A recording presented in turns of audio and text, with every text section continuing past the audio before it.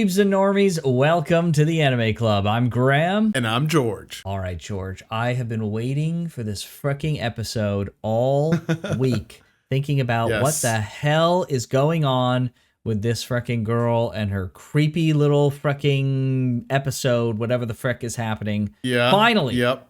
Finally, we're going to find out. We're not. In true Bunny Girl Senpai fashion, they will have skipped over this. They're going to have a whole episode setting up something else. And then next episode, we're going to come back to this. And then the episode after that, we'll come back to whatever they set up this episode.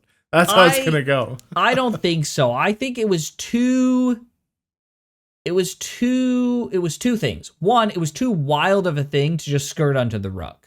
I think it's too crazy. Yeah, and I'm saying that a bit tongue in cheek too, because like clearly we're still at the festival, so like you know, and two, we're going back to it. But yeah, the cut was too abrupt. It was like right in the midst of what's going on.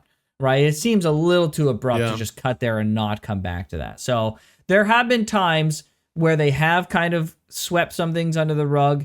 But there have been other times in recent episodes where they did have some kind of cliffhangery stuff, and they did get back to it almost immediately.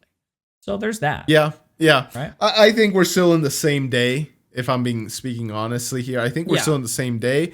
I hope we go right back to it, and she gives us more than just, this kind of thing happens to me occasionally. It's like, what? Bro, this kind of thing? Okay. Yeah, so hopefully we get a little more. But has your groping theory changed at all?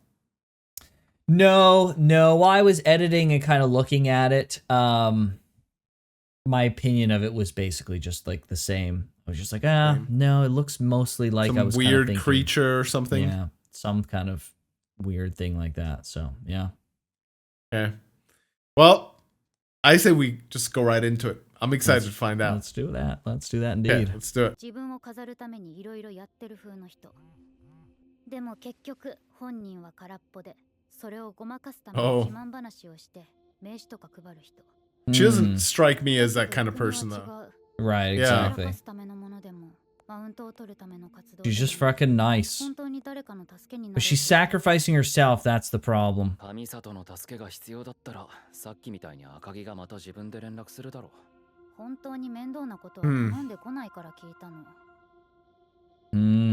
Dang, she doesn't even ask for help. That's crazy. Oh boy. You and I are within the realm of memories. Within the realm of memories. What the frick does that mean, George? Are they not even real? Is this not real life? I don't know, dude.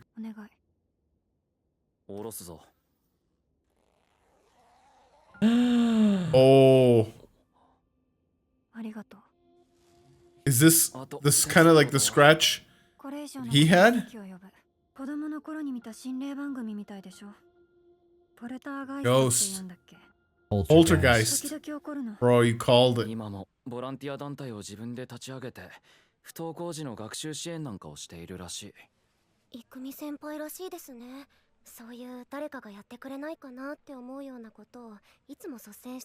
Alright, I figured it out.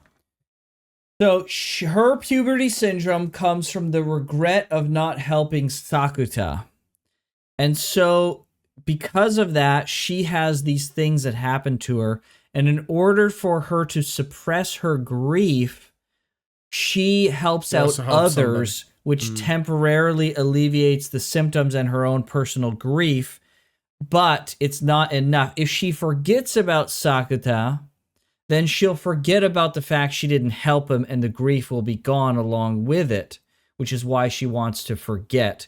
And that's why the helping is a temporary solution to make herself feel better and why she just does it incessantly. And so, but there's something that Sakuta needs to remember, and maybe it's this, that she didn't help, that she was, but that seems like he already knows that though. So it might be something else. I'm not exactly sure what it is, but that's why she's helping people. And that's why it's difficult to make it go away. She's got to forget. Well, but she'll never not forget. Just that, but like, trying to forget is like impossible because you're constantly remembering the thing you're wanting to forget about. Yeah, exactly. So what? Yeah, so it's not it has to be a passive thing through time, but because this puberty syndrome keeps happening and it links her mind back to Sakuta each time, it's like a refresher of you know, the memory. Yeah. Interesting. Yeah.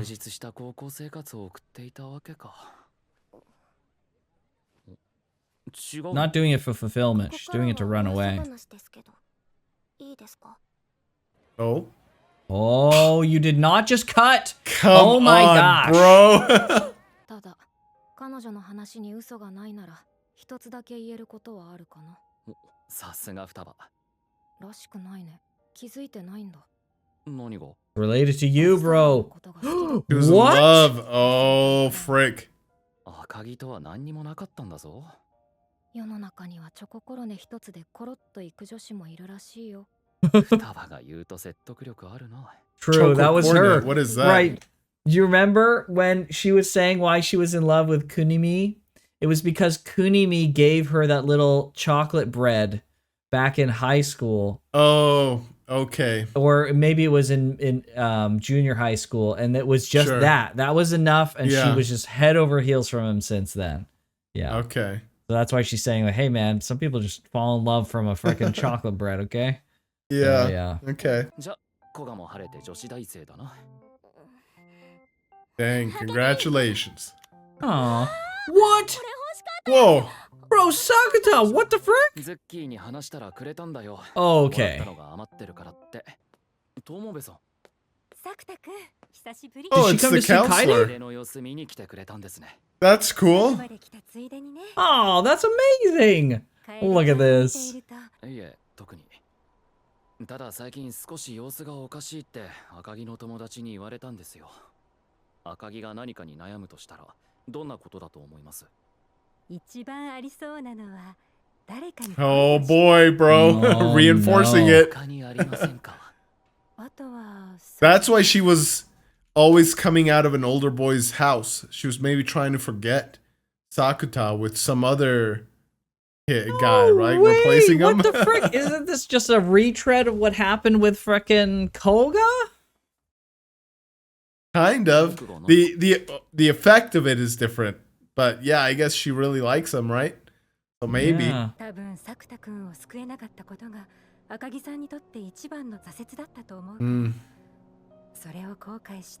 Yeah, see? Yeah, maybe it's not love. Maybe it's regret. I think it's regret. あと何人助けたら赤城の後悔は消えるんだ。Yep. Frickin' called it. Hell yes. 中学の時、僕を助けられなかったことを後悔。Exactly. 今も引きずってるのかと思って。Mm-hmm. You gotta forgive her. No, it's not that. Oh. 赤城。Oh. Whoa, what?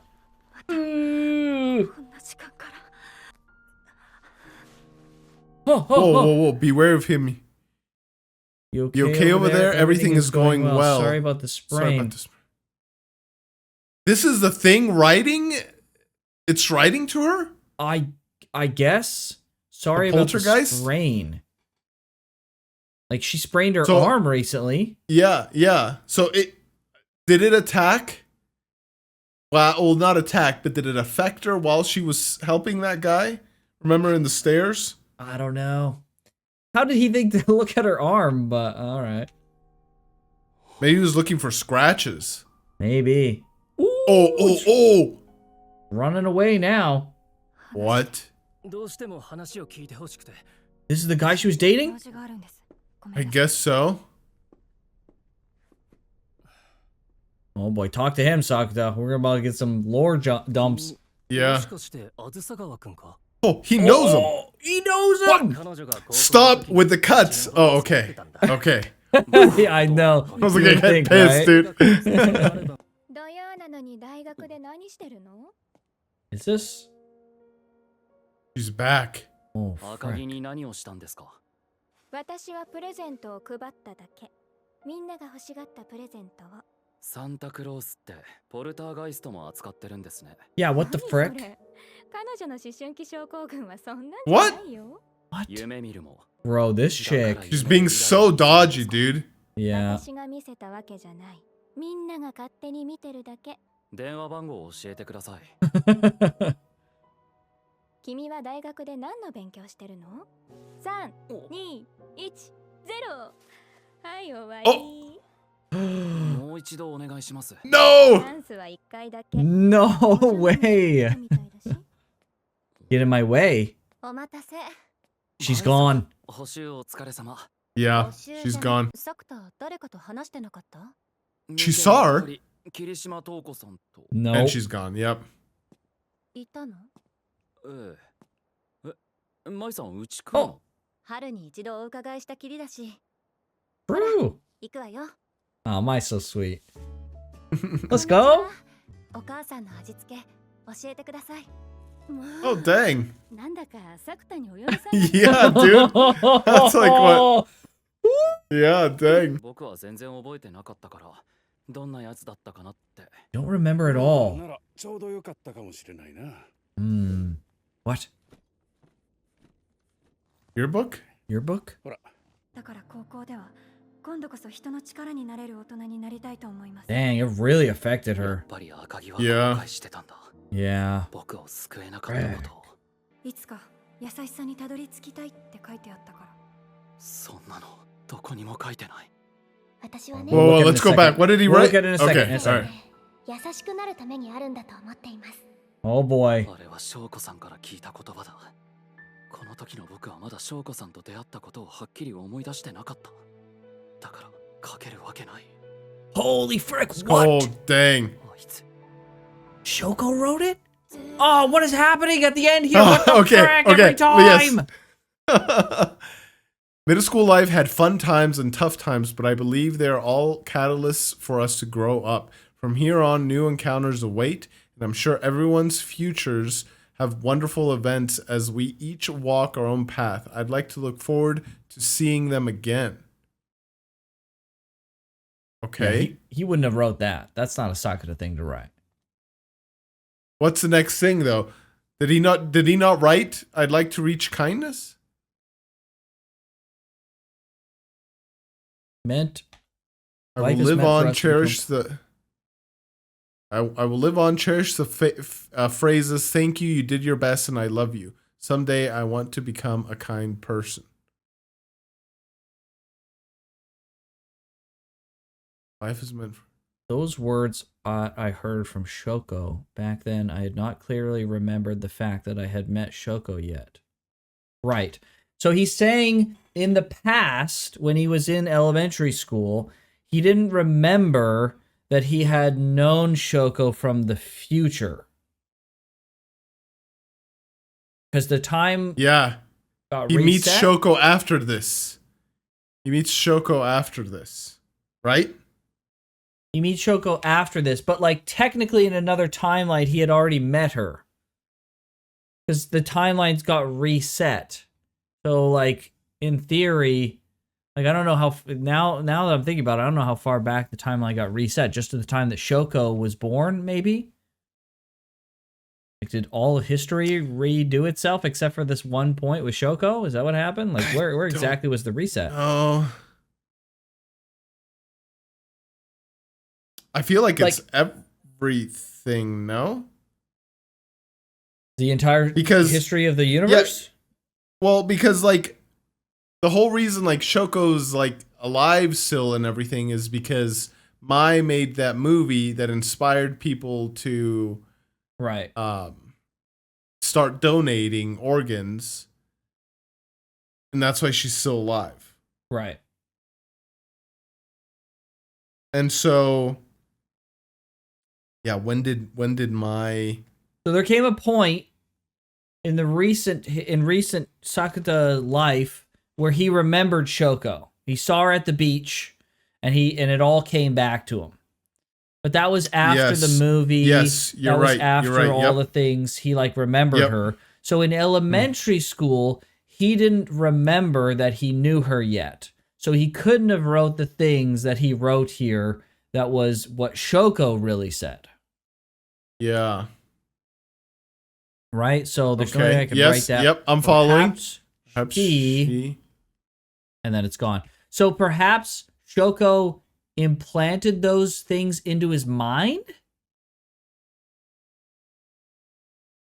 Or perhaps, or is she not? Who's the she? The she is either Shoko or the she is freaking Ikumi. Ikumi? Yeah. So is he talking about like Shoko did some kind of memory altering thing? Or is it that Ikumi knows something more than she knows? But what would she know? Does she know? Let's watch this whole sequence again. Once right after he reads. Yeah. Okay.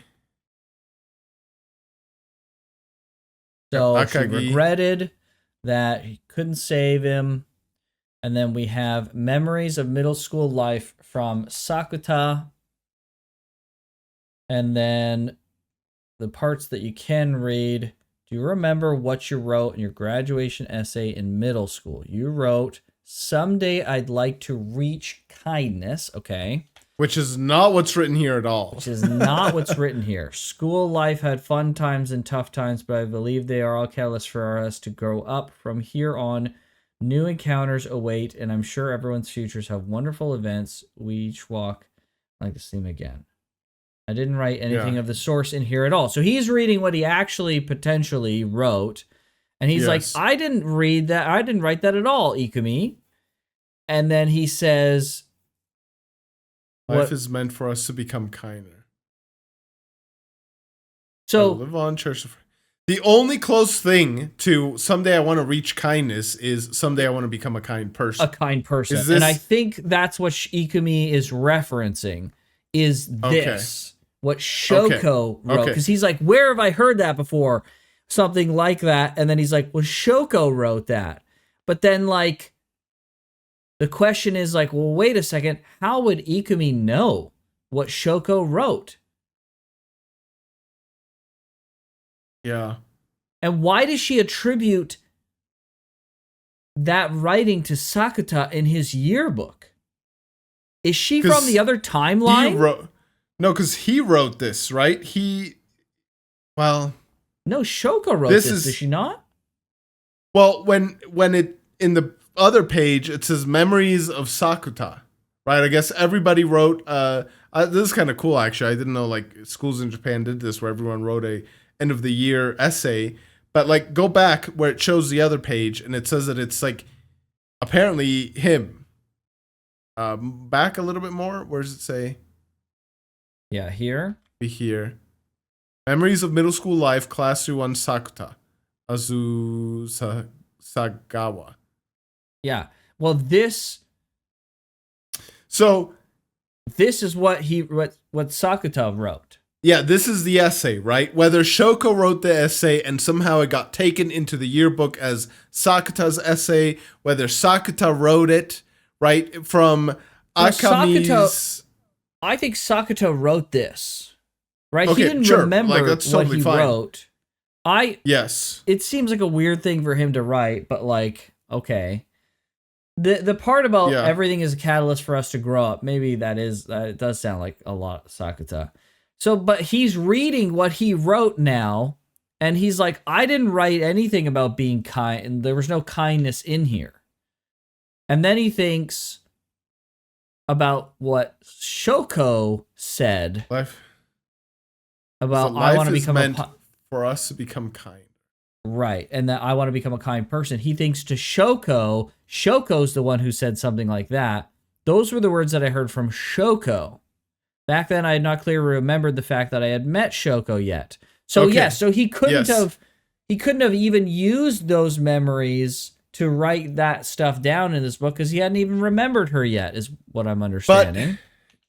But he somehow that memory was in there and it manifested in his essay. Clear. But the essay doesn't have that, though. Well, I don't know if it's the I want to reach kindness or whatever, but like the someday I want to become a kind person, I think. This is the thing. I don't know. Is this like a subtitle thing? And really in the Japanese, it's saying... No. I think it would be a verbatim sentence translated the exact same way if it was going to be verbatim.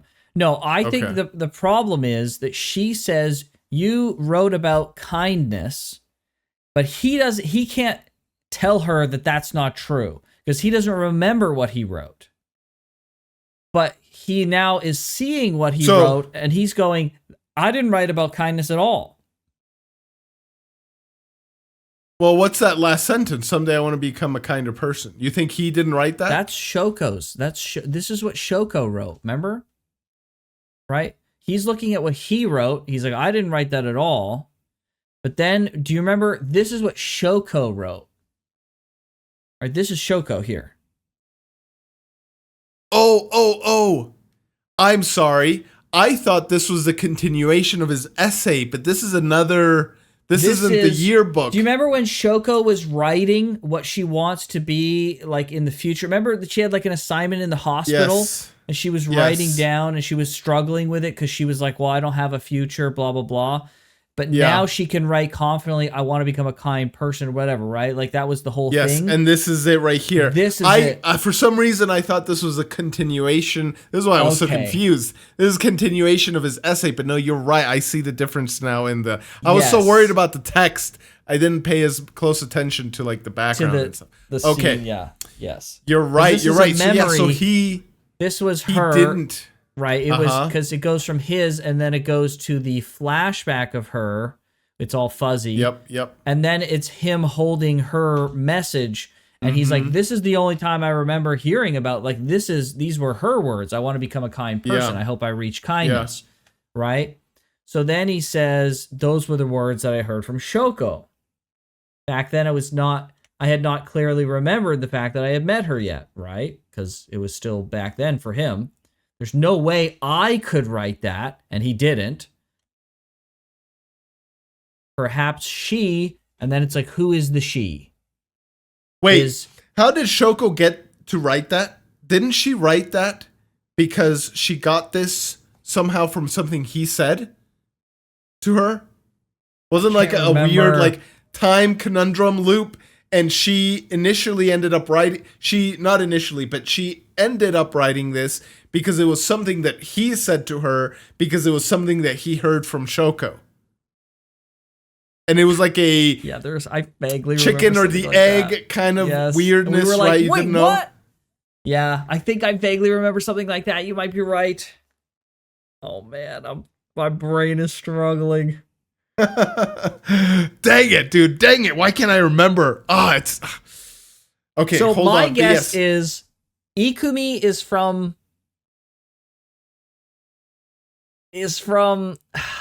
something like she's either from the other timeline or she remembers something from the timeline. But how could she have grafted Shoko's words onto what Sakuta said, wrote or said or something? I don't understand. Yeah, my best theory is that there is some sort of timeline blurring going on in here, right? And like maybe in one timeline he wrote that, but in this one he actually didn't write it, but she is remembering the other timelines, Sakuta, that actually did write that. And it's like, but why? Warping. Why? What does her grief have to do with like remembering the other timeline? That's what I don't understand. And like the kindness has nothing to do with him. It's like was a Shoko thing. So why did it get grafted onto him? Like he's just like nothing to do with any of this other than like the grief. But why would the grief attach to the Shoko freaking thing? I don't understand. This is the craziest theory. Okay, go. But could it be possible? Because we had a Sakuta. We have timeline A, this one, and we have timeline B Sakuta, who like came here, Dimension B, who came here for a moment in time and then went back. Okay. No. The more I think about it, the more contradictions I come up with my own theory, actually. But what I was gonna say is like, is it possible that timeline B Sakuta is somewhat like Shoko in the sense that like there was all this timeline rewriting because of Shoko in timeline or in Dimension A? could like dimension be? But it falls apart. The more I think about it, the more it like starts to fall apart. Yeah, and So, then you ask, and then you that. got to ask the question: what does that have to do with fucking Toko? Yeah, Toko the singer and Santa Claus lady. What does that have to do with her? Because he mentioned her. Yeah, how does she fit in? Yeah, like how does she fit into that? Let's go back to what she said. What did she say to him? Because she's like, poltergeist. Like, what? What are you talking about?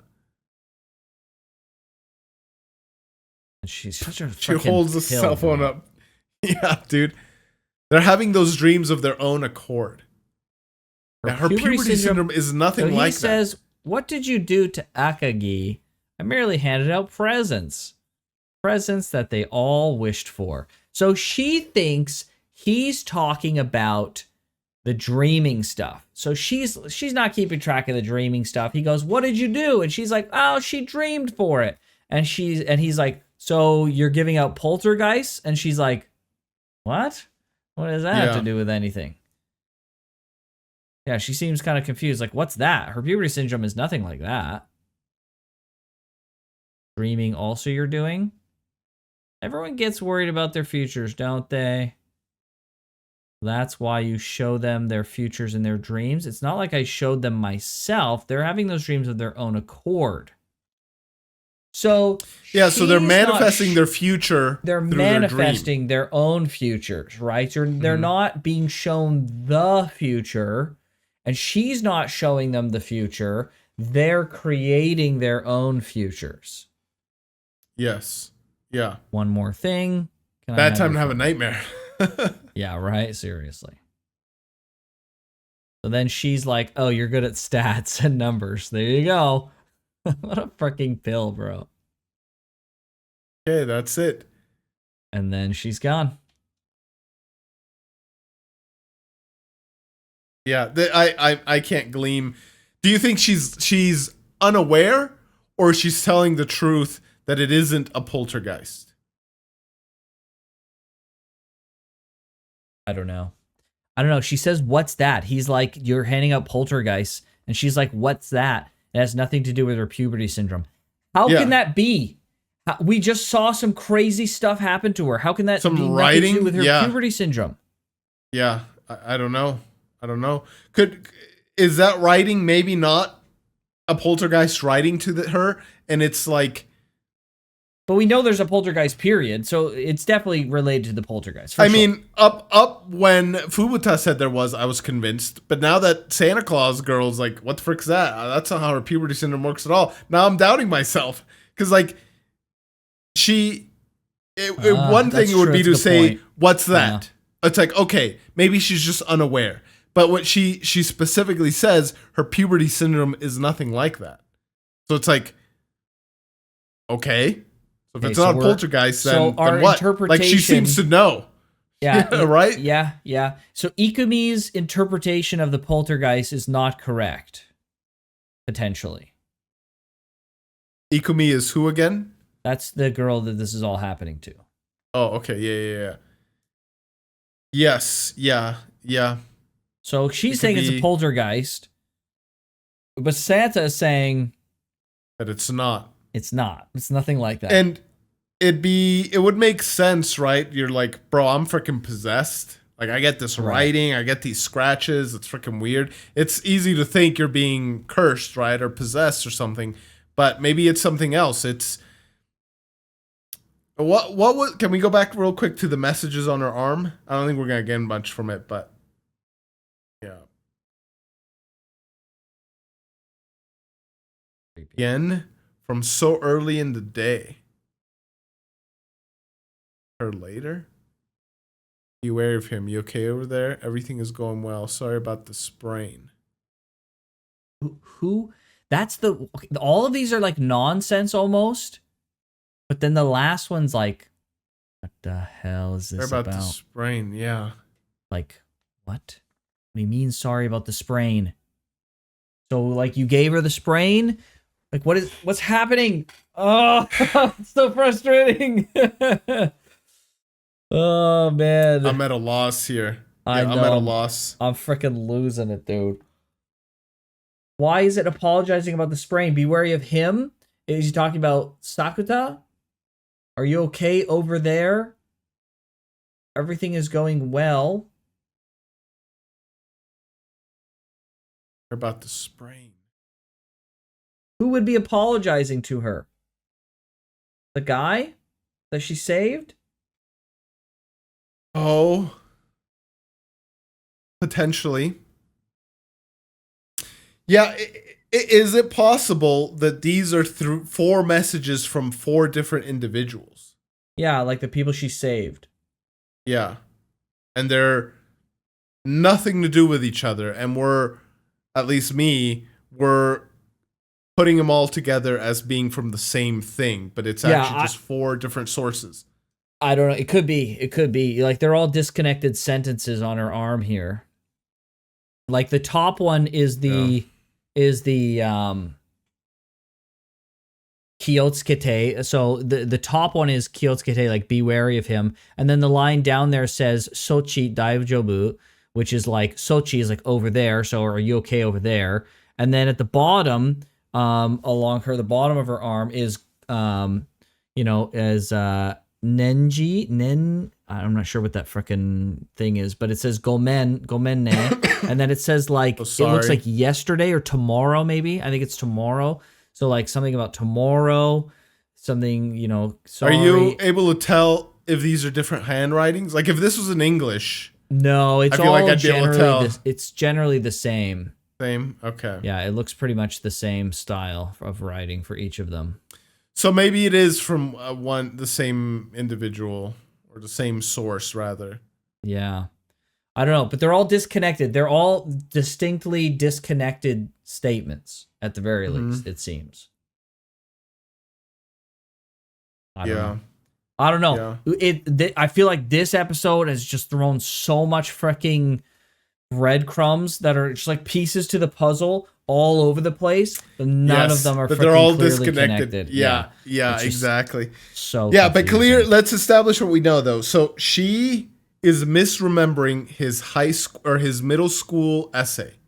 Yeah. And she is attributing the message that he wrote to something that he didn't actually write. Right. And it is something very akin to what Shoko actually wrote. Yes. Okay. Yeah. And it has to do with Toko.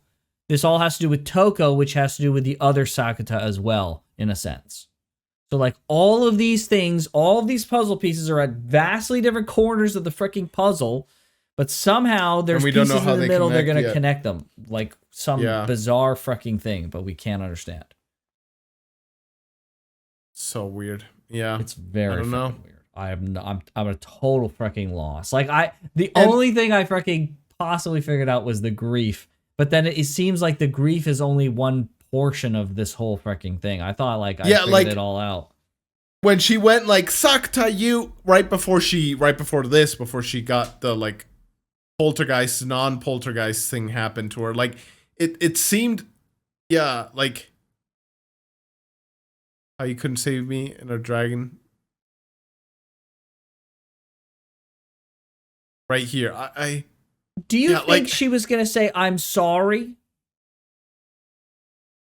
No, I can't get a read of this expression here. This is like a frustrated, but then there's the blush. The blush, right? So like maybe a bit of embarrassment.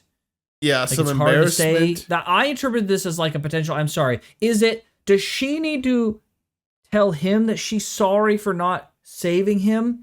Or does he need to tell her that he forgives her? She's forgiven, yeah.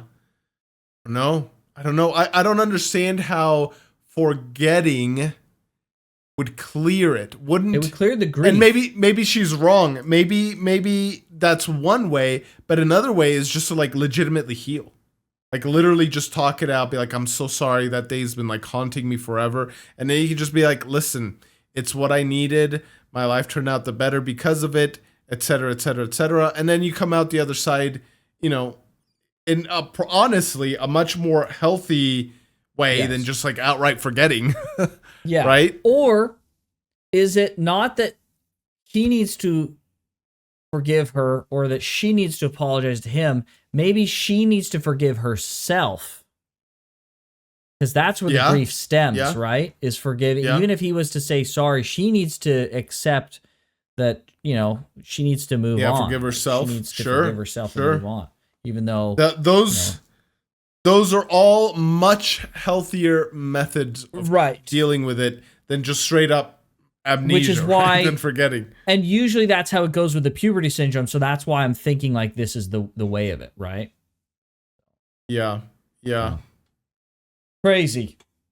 This is a crazy one. Dang. It's just getting wilder and wilder, and the pieces are just getting more and more unhinged as they go along.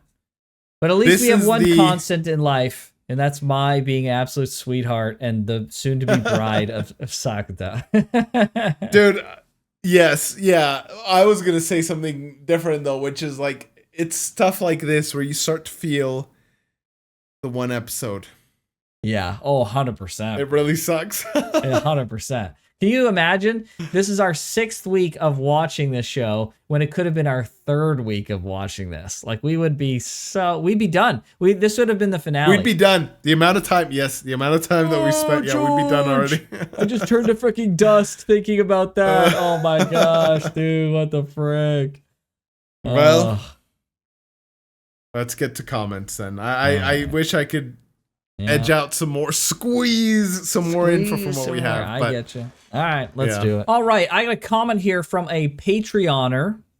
The comment begins with, first ever highlighted comment. Thanks, guys. Well, Undeath Ghost. How about a second? How about another? How about that? Didn't see that coming. Actually, I think I picked one too last week, so this is like 3rd. Oh, frick, that's true, actually. Okay, so nice. A little bit of a time lag for you, but you're getting triple. How about that? You definitely didn't see that coming. I gotta say, Graham's pitch on the apocalyptic ending of the show is amazing. First of all, we're gonna freaking read into that immediately and just know that that's not gonna happen this season. Thank you for the spoilers, Undeath Ghost. Oh my gosh. The movie is supposed to be the end of the series. It isn't out yet, so we'll have to find out together, I guess. That means that there's potential, though. You're saying there's a chance. It's not going to happen this season, clearly. But there's a chance it could happen. I think that would be a great ending if the if the Santa stuff's not resolved, which if you really want to ultra read into this comment, you could even anticipate that won't be solved. If it's a possibility, it could still happen in the movie. Frickin', you can't make any comments to us. We'll frickin' read into those suckers, okay? So that sounds like it'd be pretty cool. I really hope they go something like that. I'd be kind of sick to let that dreaming stuff get out of hand. I mean, we have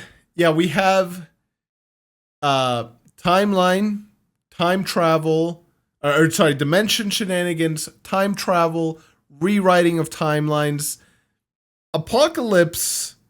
It's on that spectrum, I'd say. So it's not totally out Usually, when you're dealing with time stuff, apocalypse is like in there somewhere, right? If you're going to be doing time, you can throw a little apocalypse 100%. Yeah. Yes, indeed. So, 3rd comment. We'll see if there's a 4th. That's right. We'll see. Maybe we'll trudge up another one if you have something good enough for us. Thank you very much for being a Patreon member and for your great comments. Yes, indeed. Mine is from YouTube, and this is from episode 2, I want to say. But atmosphere equals reading the room. It's kind of talking about some of the stuff for Ruki, I want to say her name was. But being able to read minds at a poker table seems like a fast way to get banned or worse. Pretty sure people would think you were cheating and would want to get even. You could try to be coy and intentionally make bad plays to mask it, but I still think it'd end up poorly. Well, listen here, Uruloki Gaming 3229. I said that flawlessly. Perfect. Gotta use your imagination. You could go on Who Wants to Be a Millionaire. The freaking host knows the answer every time. You could go on Jeopardy. The possibilities are endless, my friend. You just gotta have some imagination here. We know what George's daydreams are all about. I'm not letting the mind reading thing go, bro. Clearly not. That's hilarious. George, if you could have any superpower, what would it be? Oh, well, like, it wouldn't be reading minds, actually. It would be something more akin to, like, matter manipulation, something along the lines of that. Okay. Dr. Manhattan style. Oh, okay. Matter manipulation. All right, fair enough. Yes. If you could have a mundane superpower, what would it be? A mundane, like define mundane, because I feel like we'd have different opinions. Manipulating matter and time travel, they're like S tier super powers. But if you could just have a power that's like, reading minds, it's good. But it's not super. It's not world changing. It doesn't. No matter how much mind reading you can do, there's only so much you can get away with and do with mind reading. Like, you can do a lot. It's still a power. Bro, you would be the world's best spy. You just have to be like near something, right? Depending on what the like limitations are. Until people figure out that you can read minds, and then it's all over. But how would they figure that out? If you're the best spy ever, someone's going to figure out at some point that guy read my mind. You know that they're reading. You know that they think you can read minds, and so you'd be able to like counteract against there's it. already somehow. people today that think other people can read minds. Someone's gonna come up with this guy. Literally, if you were a spy, and they're like, he couldn't have gotten that information from me unless he read my mind. Like, this guy can read minds. Like, it's gonna happen at some point if you're gonna be internationalizing yourself as a spy. So maybe I don't know. A mundane power. I don't know. Does like teleportation once a day, is that like mundane enough? Because like full on teleportation isn't mundane. But like if you have a limitation to it. Super. But one with a limitation. No, I would say it's an edge case, I would say, because a week cooldown is too long, I think. Because like if we're gonna say mind reading is mundane, you can do much more with mind reading than 1 week teleportation. But constant teleportation is too much more than mind reading. But maybe a 1 day cooldown, it's an edge case. I would say it's close. Yeah. There's a superpower that my wife says, which is copy paste. You could just like look at something all the time and copy it. And then you could paste it somewhere else. Yes. But I'll say this. Well, honestly, what differentiates a mundane from a superpower? Like, there is the power level is one aspect, but another aspect of it is creativity. Because I was just about to say, okay, how about I limit it instead of copy? I can copy and paste anything. I copy and paste anything I'm able to hold. But it's like, bro, you can like copy and paste money, right? Or like whatever, or like copy and paste like diamonds, like whatever it is, right? And so like that really quickly goes up to like the super kind of stuff. It's so funny. It's so funny. I think about that power all the time when I'm grocery shopping. Really? I'm just like, because I think like, okay, left hand would have to be copy, and then like right hand would be pasting, and so like and then it's like, okay, but there's got to be a limitation. So like whatever my left hand has last touched, that's the thing that's saved. Or maybe I can do it on purpose, like clipboard. I have to save it on purpose. But you would only store one thing at a time, right? So like if I copy one thing, I have to wait until like I have to copy something else, or like if I got to hold on to that thing and not copy anything else until, and you don't get a history. You just get one object at a time. That's the rule. So you can copy and paste as much as you want, but it's got to be one at a time. Yeah, a superpower that I think about a lot is like whenever you shake someone's hand, you get all their like skills, right? So if it's like a famous piano player, you shake their hand and suddenly, and they retain their skill, but suddenly like now you're able to, now you're also able to play the piano at the frickin', S tier level. That's maybe a little too strong, but it could be copy paste or the same limitation of copy paste you have, where it's like whoever's hand. Yeah, whoever hands you last shook, that's what you have, right? And then maybe you could control it in which like you have to intentionally copy their stuff. So it's not just like every person you randomly touch. Yes. But a limitation to that though is you have to still shake their hands. So like shaking anyone's hand would be tricky, right? Like I've got to go get this famous piano player. I got to shake their hand. It's like that's going to be difficult to get a handshake from them to copy the power. Yeah, well, I mean, whenever you go to your doctor's office, shake their hand, right? Let's say you go to med school, shake a bunch of people's hands right at the hospital. You shake your professor's hand, you pass the test, you have all that knowledge, right? But I guess is it knowledge if you only save it just to one person, right? Or skill, right? Like knowledge is in large part skill, or sorry, skill is in large part knowledge. At least for like skill is 50%. Piano player, right? Well, I wouldn't say that. I would say skill is 50% knowledge and 50% execution. True. There is that. Right? Yeah. So. Yeah. So if you get, but the more like intellectual something is, right? Because like chess, the skill in chess is like 90% knowledge, I'd say.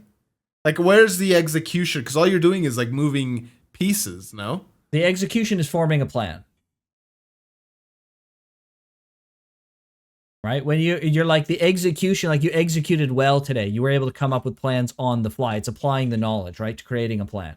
You need that knowledge to create the plan. They have to be intrinsically linked, right? You have to have that knowledge in order to like apply the execution of playing the game. I'm trying to think. If I had freaking grandmaster level chess knowledge, is that distinct from creating the plan, or does the fact that I have that knowledge is what allows me to create the plan? No, because you can have the knowledge of a play that someone is making, but not know how to execute a counteroffensive. But wouldn't you know what because a lot of chess is like, not all of it, and I'm not a chess master, right? But a lot of it is memorizing plays and all that stuff. Yes, like but you have memorizing to also openers and like what to counteract and like reading your opponent is an important factor, right? All of your opponents are going to be different. And they're going to execute strategies in different ways. So even if you have the knowledge of what they could do, being able to read them and understand what they're doing on like an execution, what's being executed on the board in front of you, I think it would be different. I understand where you're coming from, though. It is kind of an edge case because it's very knowledge-based. Yeah. I think you could even go further. I'm not sure what a good example of that, but I think you could even take that analogy further. But I feel like if we go down like spelling bee, right? You could win the spelling bee because that's if we go down the superpower rabbit hole, George, we're never gonna get out of here. Yes, we should. Yes, we should wrap up. But thank you, Udo Loki Gaming 3229. Maybe it'd go down poorly in those poker houses, or maybe I'd live life a free man, freaking rolling in the dough. You never know. Because sadly, I can't read minds. Yeah, but thank you guys so much for your comments. Hopefully you enjoyed this reaction. If you want to see it 2 weeks at a time and support the channel monetarily, check out the Patreon or the channel membership. If you want to see the other stuff we've watched, check out the playlist on the channel. But with that, we'll see you guys next week. Everybody. Take care.